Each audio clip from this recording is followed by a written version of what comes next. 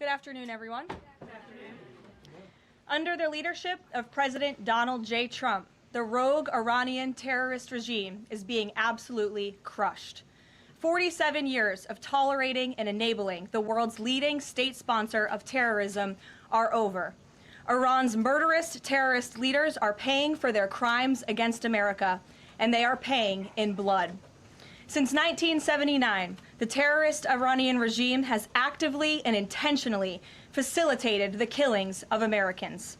They chant death to America and fund other radical terrorists who attack our country and are seeking to destroy Western civilization itself. These terrorists seized our embassy and took 66 Americans hostage in Tehran. They slaughtered 241 U.S. service members with a truck bombing in Beirut. They killed and maimed hundreds of American service members in Iraq. And this is just a small fraction of their blood-soaked record. Prior leaders have been too weak and ineffective to address this threat. Some, like Barack Hussein Obama, even sent pallets of cash that ultimately financed this terrorist crusade against the United States and our people, while signing stupid and naive deals that put Iran on the path of developing nuclear bombs. After years of endless appeasement and empty statements from politicians on both sides of the political aisle in this town, President Trump is finally the man of action. President Trump is holding these monsters accountable and permanently extinguishing their nuclear ambitions. Future generations of Americans will look to this moment as the moment where the specter of a nuclear armed Iran ended. At the beginning of Operation Epic Fury, launched last weekend, President Trump laid out clear objectives to the American people on what the U.S. military seeks to accomplish through these major combat operations. Number one, destroy the regime's deadly ballistic missiles and completely raze their missile industry to the ground. Number two, annihilate the Iranian regime's navy. And so far, we have destroyed more than 20 Iranian ships, including their top submarine last night, using a torpedo for the first time since World War II. There is not a single Iranian ship underway in the Arabian Gulf, Strait of Hormuz, or the Gulf of Oman. Number three, Operation Epic Fury will ensure the regime's terrorist proxies in the region can no longer destabilize the region or the free world and attack our armed forces. And thus far, Iran's proxies are hardly putting up a fight. Number four, this mission will guarantee that Iran can never obtain a nuclear weapon. It's safe to say that thus far, Operation Epic Fury has been a resounding success. American forces have struck more than 2,000 targets, destroying hundreds and hundreds of ballistic missiles, launchers, and drones. As the Department of War said this morning, we expect to have complete and total dominance over Iranian airspace in the coming hours, clearing the skies for our brave warriors to continue achieving these noble and long sought-after objectives. There's been a lot of misreporting and intellectual dishonesty from the American media on why President Trump decided to launch this operation. So let me remind you, Operation Midnight Hammer, which took place last June, obliterated Iran's 3 major nuclear sites. Yet the terrorist Iranian regime has remained fully committed to rebuilding its nuclear program. How do we know this? Because Iran has pursued this path of war and violence despite President Trump dispatching 2 of his top and most trusted negotiators to engage in exhaustive and good faith negotiations to try and reach a deal. And the world knows this president's preference is always peace and diplomacy first. Look no further than the 8 additional global conflicts he has ended in the past year as proof. Unfortunately, the terrorist Iranian regime refused to negotiate in good faith. They chose this path of violence and destruction, and they are reaping the consequences of their horrible decision. The regime did what they always have done. They lied, they delayed, they tried to string the United States of America along. They wanted to buy themselves time to continue building ballistic missiles and other deadly weaponry that could harm our U.S. personnel and troops in the region, and to continue aggressively pursuing their unacceptable nuclear ambitions. U.S. negotiators offered to lift crippling sanctions on Iran and even provide nuclear fuel to Iran at no cost to support a civil nuclear power program. They additionally had the opportunity to accept U.S. support as an investor in potential projects to develop peaceful nuclear energy together under a mutually agreed upon framework. Yet in response, Iran would have to forfeit their enrichment capacity once and for all. But Iran rejected. They accepted none of these generous and unprecedented offers by the United States. Simply put, they refused to say yes to peace. And their refusal made clear that their #1 priority was building a nuclear weapon with which to threaten the United States of America. Again, the country they have been chanting death to for nearly 5 decades. Let me state this again clearly. Iran rejected the path of peace because the terrorists in charge of this regime wanted to build nuclear weapons to use against Americans and our allies. President Trump made the determination, a courageous determination and decision, that the path the United States was on with Iran had only one outcome: massive death and destruction at the hands of a nuclear-armed terroristic regime. That path of death and destruction and threats against the American people have ended with Operation Epic Fury. Operation Epic Fury has forged a new path that will better ensure the security of the United States and our people. The terrorists made a bet that President Trump would be like many of his predecessors, that he would just talk and he would refuse to enforce his clear red lines. But that has proven to be a catastrophic error in judgment.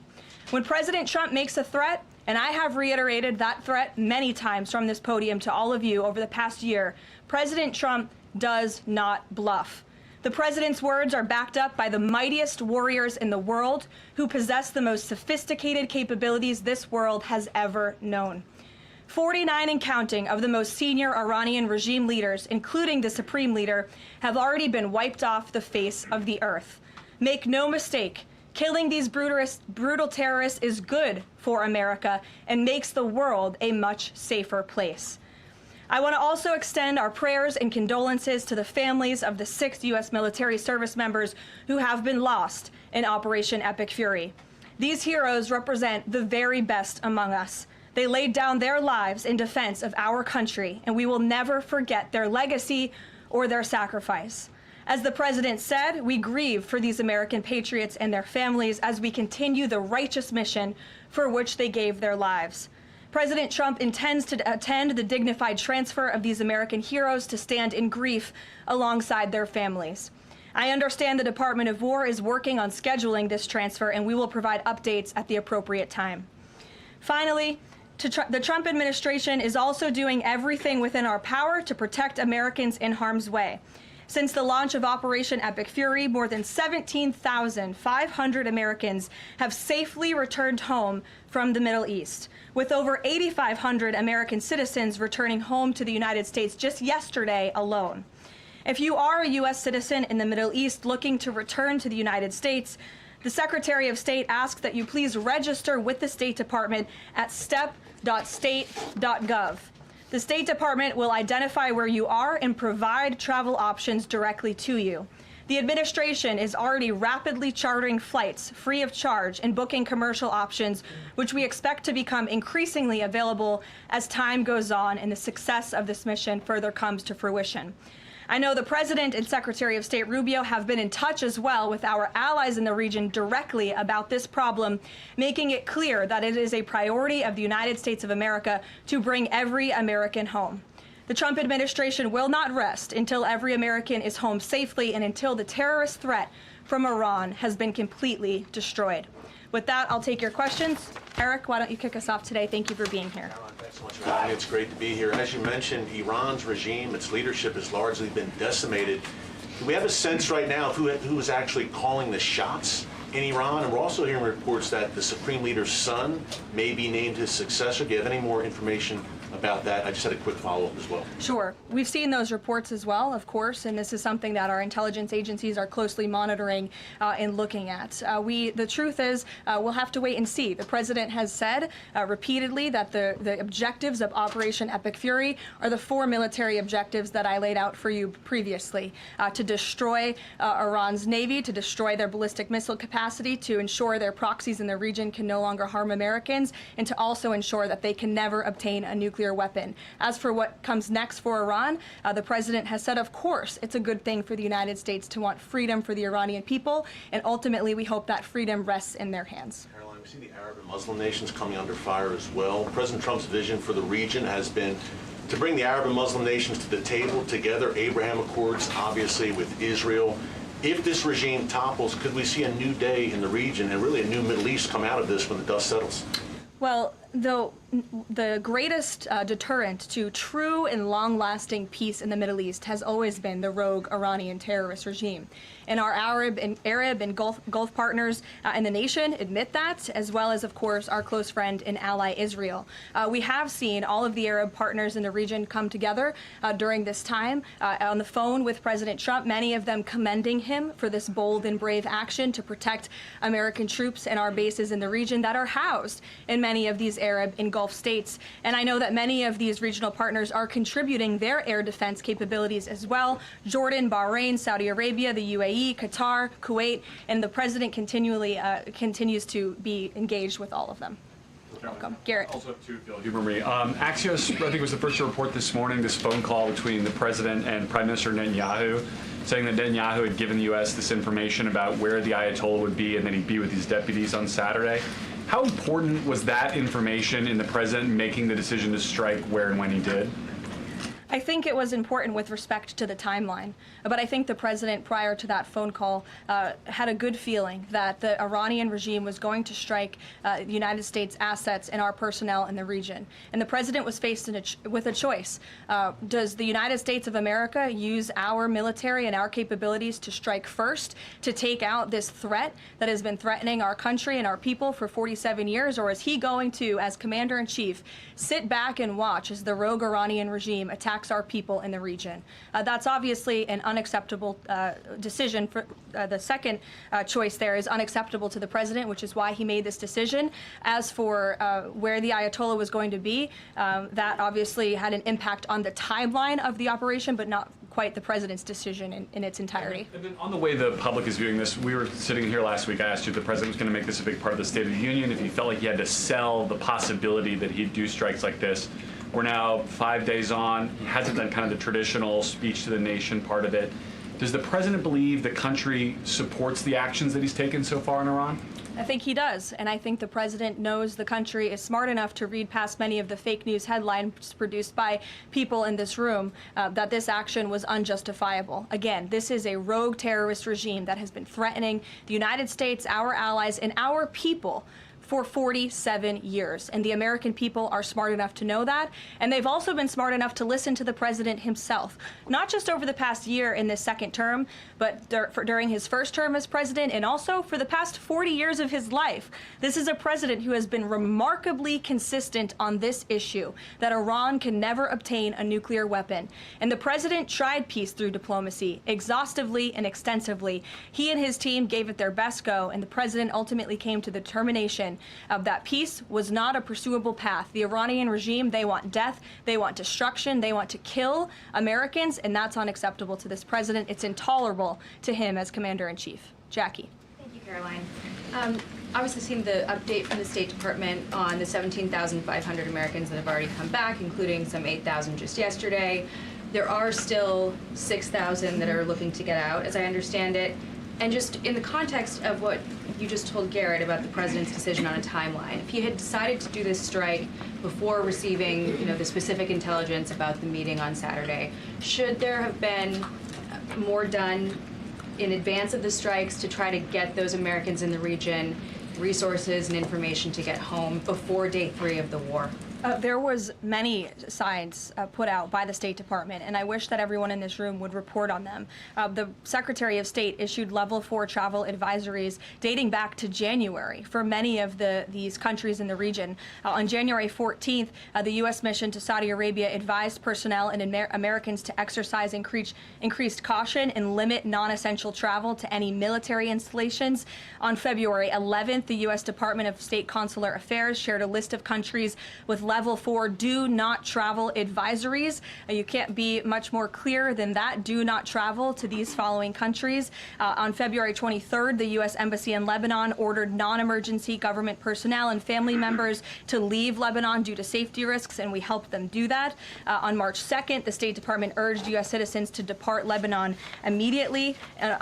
With respect to Iran, on February 27th, the Secretary designated Iran as a state of sponsor of wrongful detention and stated no American should travel to Iran for any reason. And again, on February 27th, the U.S. ambassador to Israel warned Americans to leave Iran, and they provided travel advisory alerts through the U.S. Embassy in Jerusalem. So the State Department was all hands on deck on advising extreme caution and do not travel alerts to Americans in the region. With respect to the Americans who are still in the region now, again, the State Department is asking that they register at the website so they can directly identify you, and we are actively and rapidly working to charter flights.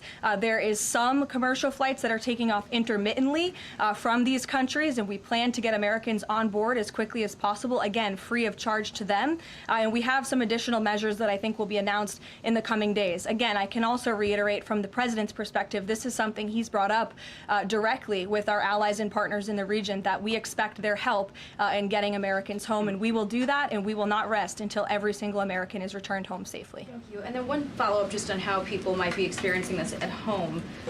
With respect to the economy and the cost of oil spiking, is there a need to start those Navy escorts in the Strait of Hormuz now to sort of blunt the impact to people? And also, because Spain is a member of the EU, does that at all put a wrinkle in the President's plan for a trade embargo with them? With respect to Spain, I think they heard the President's message yesterday loud and clear, and it's my understanding over the past several hours they've agreed to cooperate with the U.S. military, and so I know that the U.S. military is coordinating with their counterparts in Spain, but the President expects all of our European allies, of course, to cooperate in this long sought-after mission, not just for the United States, but also for Europe, to crush the rogue Iranian regime that, again, not only threatens America, but also threatens our European allies as well.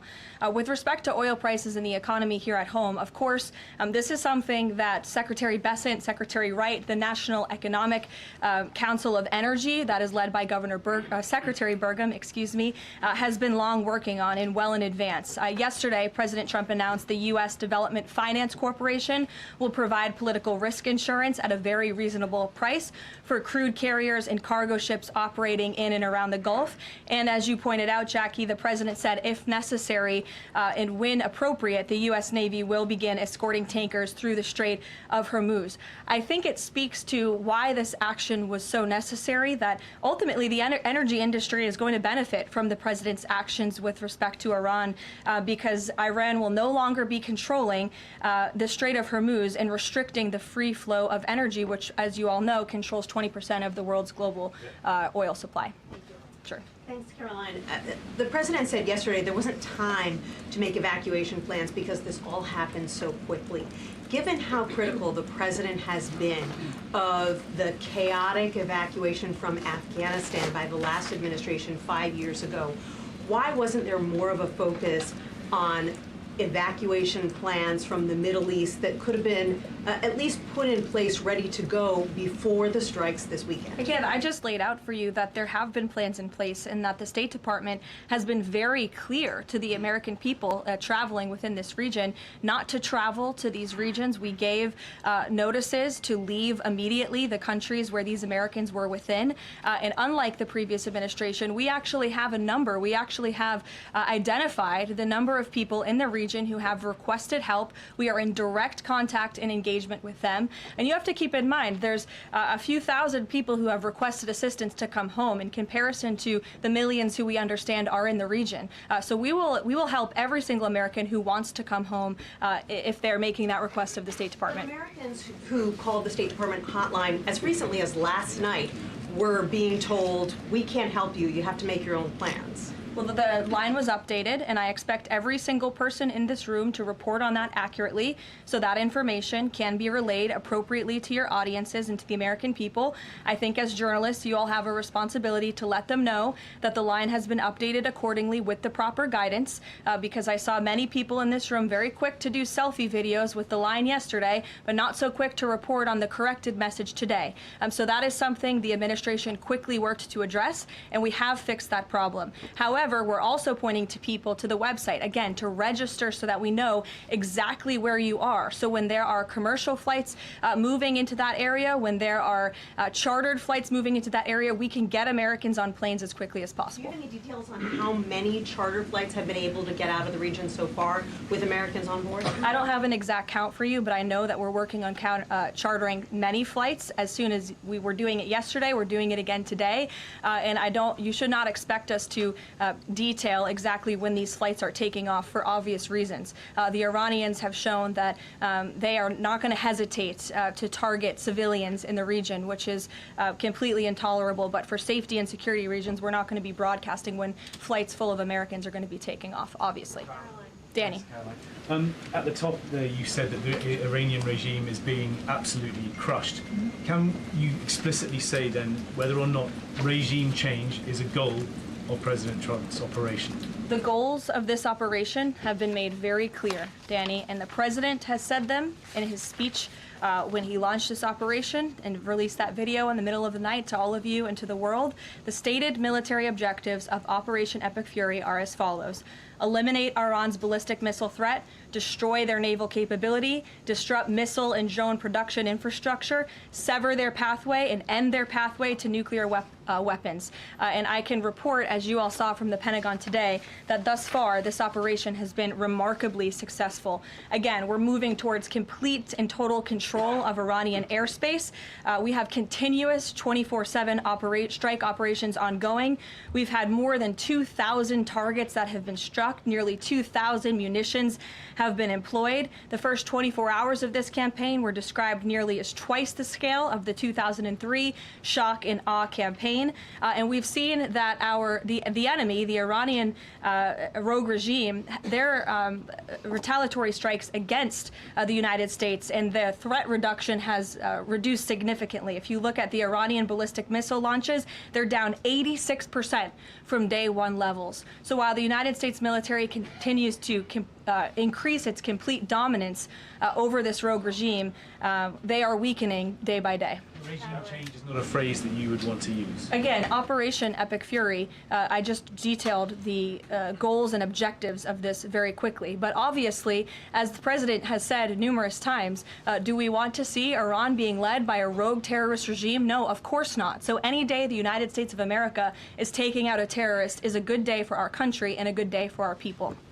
So, given that point that you just make about the United States wouldn't mind seeing the government overthrown, certainly President Trump has talked about wanting to see Iranians overthrow the government. Has the president considered at all kind of how he views a U.S. role, if any, in Iran post-conflict? I think it's something the president is actively considering and discussing with his advisors and his national security team. But again, right now, the focus, minute by minute, hour by hour, day by day, is on ensuring the quick and effective success of Operation Epic Fury. Sure. Go ahead. I want to ask you about the U.S. munitions I stockpile. don't even know who's speaking because I wasn't looking at you. But you can ask a question and then I'll go to you. I want to ask you about the U.S. munitions stockpile. President Trump posted on Truth Social on Monday that the U.S. still has a good supply of weapons, but that we're not where we need to be. What does he mean by that? And does President Trump then want to ask on Congress to pass a supplemental to increase funding for missile interceptor systems like the ones being used to defend U.S. bases in the Middle East from Iranian missiles? I don't have any updates for you on congressional asks from the president. As you know, under this president, we have significantly increased our defense budget, which is a good thing for the United States, for our national security, and for protecting our homeland. With respect to munitions, ammunition, weapon stockpiles, the United States of America has more than enough capability to not only successfully execute Operation Epic Fury, but to go much further. And we have weapon stockpiles in places that many people in this world don't even know about. However, the president in that post Post was pointing out that, unfortunately, we had a very stupid and incompetent leader in this White House for 4 years who gave away many of our best weapons for nothing, for free, to another country very far away by the name of Ukraine. So the president was pointing out how that was an unwise decision, but nevertheless, don't doubt the strength and the might of the American military. And I will also add, President Trump has rightfully been calling on defense contractors in this country to rapidly and aggressively produce American-made weapons because they are the best in the world, and the president always likes to get things done as quickly as possible, and so he's been quite vocal in his efforts to try to speed up our defense industry to protect our homeland. Caroline, can you use some? Go ahead. Caroline, could you tell us about the president's current thinking about ground troops and whether they could be used if they were to be sent into Iran? What would they be used for? What's the situation of that? Well, they're not part of the plan for this operation at this time, but I certainly will never take away military options on behalf of the President of the United States or the Commander-in-Chief, and he wisely does not do the same for himself. I know there's many leaders in the past who like to take options off of the table without having a full understanding of how things could develop. So again, it's not part of the current plan, but I'm not going to remove an option for the president that is on the table. Sean. Did the United States airstrike a girls' elementary school and kill 175 people? Not that we know of, Sean, and the Department of War is investigating this matter, and I would just tell you very strongly, the United States of America does not target civilians, unlike the rogue Iranian regime that targets civilians, that kills children, that has killed thousands of their own people in the past several weeks, and uses propaganda quite effectively, and unfortunately many people in this room have fallen for that propaganda. So I would caution you from pointing the finger at the United States of America when it comes to targeting civilians, because that's not something that these armed forces do. Reagan. Thanks, Caroline. Prior to the Iran conflict, the SAVE Act was really the focus of the news cycle. Is the SAVE Act still a priority for the administration? Absolutely. Could you just provide an update on the administration's talks with Congress to get the SAVE Act through? SAVE Act is absolutely still a priority for this president and the administration. The focus, of course, of much of the president's time right now is on ensuring the success of Operation Epic Fury, but the president can walk and chew gum at the same time, and he's very much continuing to focus on the issues that matter here at home for the American people, including the passage of the SAVE Act, including on bringing down the cost of living, which is why you'll see the president in about an hour and a half at the Ratepayer Protection Pledge Roundtable, where he will be sitting with big tech companies, with AI companies who are building in communities across the country and have pledged to pick up the cost of the electricity tab in these small towns and communities across the country, which is a great thing for American consumers. So you'll be hearing from the president directly on this very important domestic agenda item later this afternoon, and it's something that he mentioned in his State of the Union address. So check it off the list as another promise made and kept by this president. Sure, go ahead. Thanks, Caroline. I just wanted to get back to Danny's question. So those 4 objectives that you read out do not explicitly include regime change. If those objectives were achieved and the Islamic Republic still existed, would that be an acceptable outcome? That's a hypothetical question that I'm not going to engage in. Again, right now, the president and the commander-in-chief are focused on executing the success of Operation Epic Fury, which we are already doing so in a very tremendous and impressionable way. Stephen. Thank you, Caroline. 2 questions. The Trump administration reportedly is considering arming Kurdish forces in the hopes of inspiring a popular uprising in Iran. Could you comment on that report? I can comment on the fact that the president has held many calls with partners, allies, and leaders in the region, in the Middle East. He did speak to Kurdish leaders with respect to our base that we have in northern Iraq. But as for any report suggesting that the president has agreed to any such plan is completely false and should not be written. President Trump was saying yesterday that he is okay with someone from within taking over in Iran. He spoke about how Venezuela he saw as a successful model where Delcy Rodriguez took over and had a better relationship. Iran's President Pezeshkian, he took office in 2024 as a relative reformer. He's part of a 3-man council now replacing the Supreme Leader. Does President Trump see him as a potential successor who is more pliable? Again, that's another hypothetical, and I haven't spoken to the president about this specific individual, so I don't want to get ahead of him on any assessments that should be made. Thank you. Yesterday, the president acknowledged that oil prices will be a bit high. As for gas prices here in the U.S., what is the admin doing right now to counter that? I mean, should they skyrocket? Is there a plan to help, Americans right now with those higher gas prices? And then a second question. On the rash that was on the president's neck, the White House physician said it was a preventative skin cream that he was using, but why is the president using this cream? What are they trying to prevent with this cream?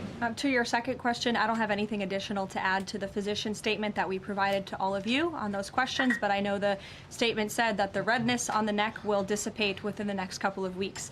To your first question about oil prices, thank God we have a president who has exuded American energy dominance over the past year, an administration that is wholeheartedly focused on keeping prices stable as best as we can. Of course, this operation is temporary to protect the homeland, but crude oil prices did fall yesterday. They remain stable today after the president announced steps to ensure the stability in global energy markets. Again, those include the DEC offering reasonably priced political risk insurance and the potential for the U.S. Navy to provide protection for the flow of energy through the Strait of Hormuz. It is the president's belief and his economic team's belief that the economy continues to be very strong, it's robust, and will be able to weather any of the temporary impacts of Operation Epic Fury.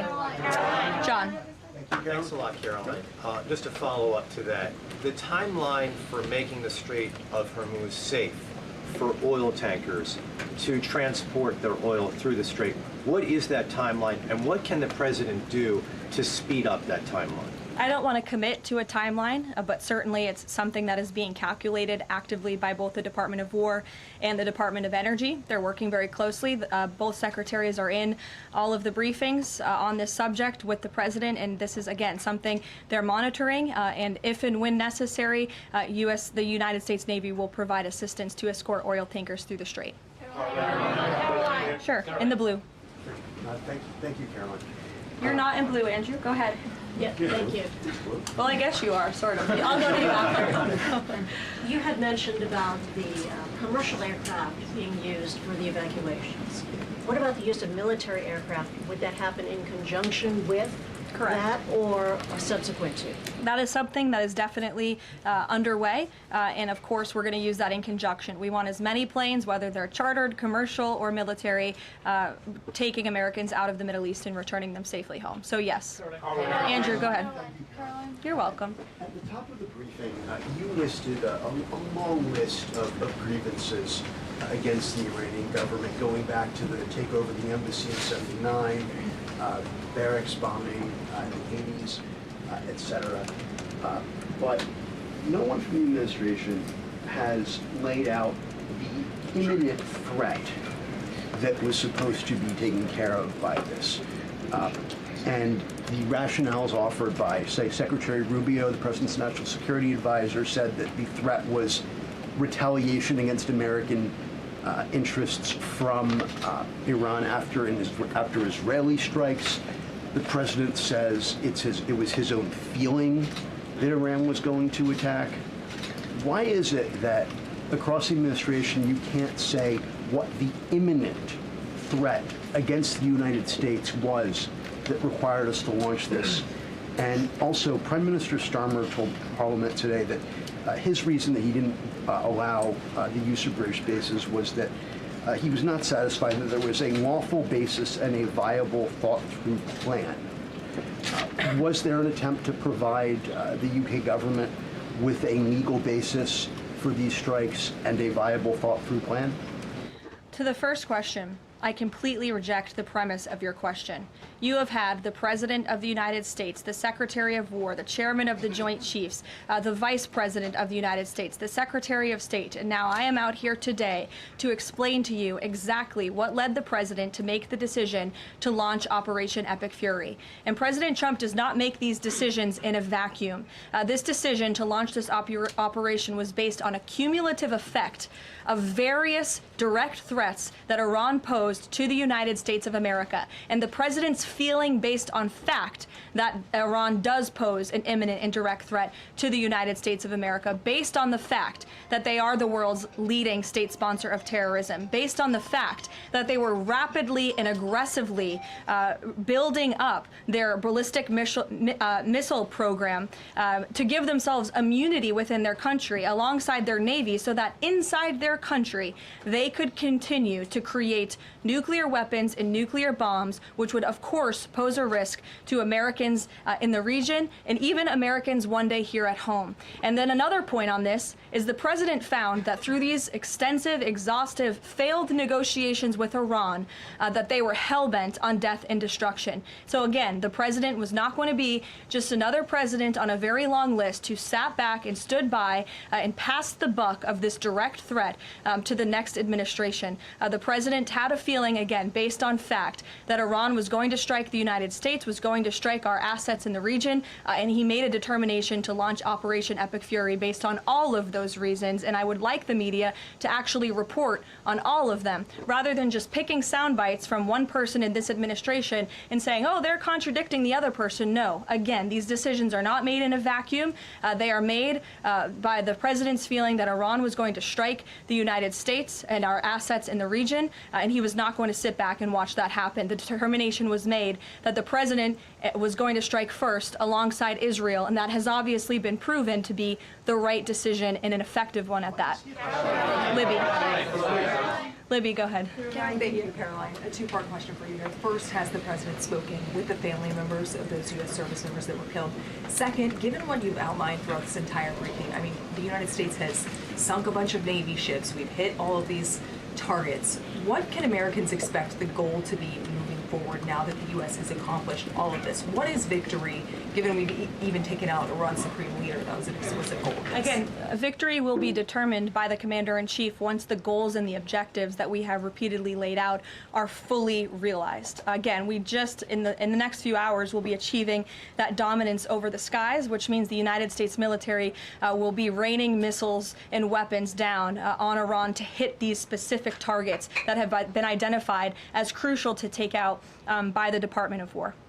Caroline. Sure, John. Thank you so much, Caroline. Has the U.S. posture changed in regard to a nuclear North Korea, given the latest strikes on Iran and the fact that the stated goal is to make sure that Iran is not a nuclear country? I don't have any change in position with respect to North Korea today. Thank you. A quick follow-up. There's been reports that Ali Khamenei's son has been elected as the next supreme leader. Does the administration think that he is a part of the same regime as his father? Would they like people in the country to uprise or rise up and get him out of power? There's reports he's been elected or that he's assuming to be elected. One of the likely options. Pardon me, what was that? That he's one of the likely options or that he has been elected. Okay, so we'll wait to confirm until someone actually is elected. Caitlin. You just mentioned that the president is going to attend the dignified transfer for these families. Given what Secretary Hegseth said this morning, is it the position of this administration that the press should not prominently cover the deaths of U.S. service members? No, it's the position of this administration that the press in this room and the press across the country should accurately report on the success of Operation Epic Fury and the damage it is doing to the rogue Iranian regime that has threatened the lives of every single American in this room. If the Iranian regime had their choice, they would kill every single person in this room. And so we can all be very grateful that we have an administration and that we have men and women in our armed forces who are willing to sacrifice their own lives for the rest of us in this room and for every American across the country and for every troop that is based in the Middle East. That's what these... Secretary Hegseth was complaining that it was front page news about these 6 service members who were killed. That's not what the Secretary said, Caitlin, and that's not what the Secretary meant, and you know it. You know you are being disingenuous. There is not... We've never had a Secretary of Defense who cares more... Drones get through or tragic things happen, it's front page news. I get it, the press only wants to make the president look bad. Yeah, as you know, we cover the deaths of U.S. service members under every president. The press does only want to make the president look bad. That's a fact, especially you. No, listen to me. Especially you and especially CNN. And the Secretary of Defense cares deeply about our war fighters and our men and women in uniform. He travels all across this country to meet with them, to connect with them, and your network has hardly ever probably reported on that. You also had the chairman of the Joint Chiefs, Chairman Kane, who's a brave patriot, standing alongside the secretary at the Pentagon this morning, again expressing his condolences to these families. And I just told you that the President of the United States will be attending their dignified transfer. So please, That's not making the president look bad. That's showcasing that. We expect you to cover that as you should. We expect you to cover that as you should, Caitlin. But you and your network know that you take every single thing this administration says and tries to use it to make the president look bad. That is an objectable fact. I don't think covering troop deaths is trying to make If you're trying to argue right now that CNN's overwhelming coverage is not negative of President Donald Trump, I think the American people would tend to agree, and your ratings would tend to disagree with that as well. Go ahead. Thank you so much. On the school strike, back to that for a minute. I understand that the U.S. does not target civilian infrastructure. That's what you said. Can you say that there's any evidence right now that it was not a U.S. strike? And then also, you didn't mention Israel in that. Is there any assessment about Israel's potential likely role in that, if at all? Again, the Department of War is currently investigating this matter, but again, I will reaffirm that the Department of War and the United States Armed Forces do not target civilians, as does the Iranian regime, who kill and execute their own people. Christian. On two separate issues, Caroline. First, what can you tell us about the military operation in Ecuador? And then secondly, is the president considering invoking the Defense Production Act to boost munition stockpiles while we are in this conflict? It's not something I've heard the president consider, but as you know, the president has been in pretty direct correspondence and public correspondence with defense contractors, asking them to aggressively speed up their manufacturing of American-made weapons, which again are the best in the world. With respect to Ecuador, I would point you back to the statement released by the U.S. Southern Command. On March 3rd, Ecuadorian and U.S. military forces launched operations against designated terrorist organizations. These operations are a powerful example of the commitment of partners in Latin America and the Caribbean to combat the scourge of narco-terrorism. And together, we are taking decisive action to confront narco-terrorists who have long inflicted terror, violence, and corruption on citizens throughout the hemisphere. And with on that, I would also add that this weekend, I'm pleased to announce, the president will welcome the heads of state from 12 nations across our Western Hemisphere in Miami, Florida on Saturday. The point of this newfound Latin America summit is to promote freedom, security, and prosperity in our region. The following countries will be in attendance: Argentina, Bolivia, Chile, Costa Rica, the Dominican Republic, Ecuador, El Salvador, Honduras, Panama, Paraguay, Trinidad and Tobago, and maybe some others as well. And the president will be speaking with the leaders of this country, who have really formed a historic coalition to work together to address criminal narco-terrorist gangs and cartels and counter illegal and mass migration into not only the United States, but the Western Hemisphere, which remains a key and top priority of this president. Thank you very much, everyone, and you'll see the president yourselves in an hour. Thank you, Caroline.